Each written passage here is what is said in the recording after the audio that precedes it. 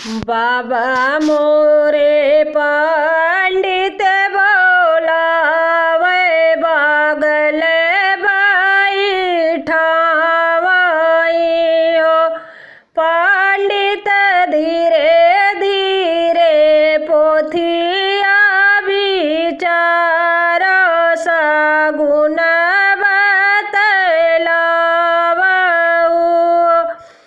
पंडित धीरे धीरे पोथिया विचार सगुन बतलावऊ।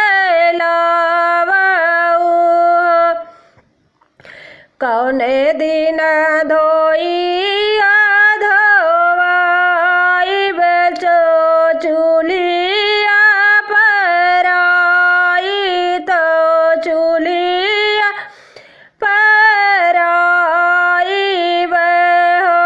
पंडित कौने दीना होई है बियाह त जगी पूरा होई है हो।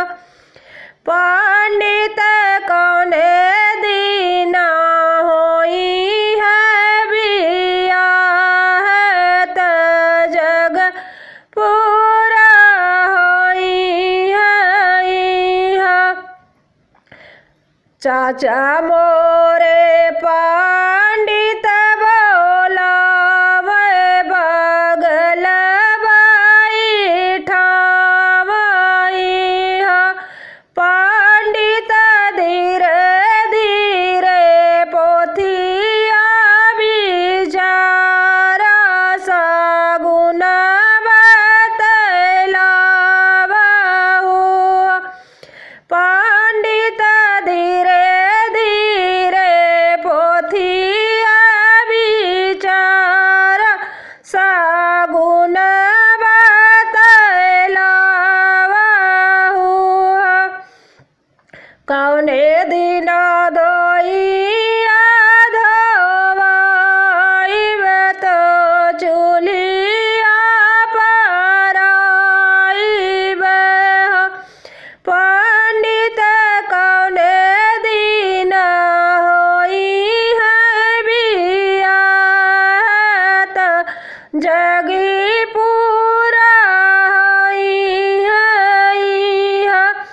पंडित कौने दिन होई है बियाह त जगी पूरा होई है हो। भैया मोरे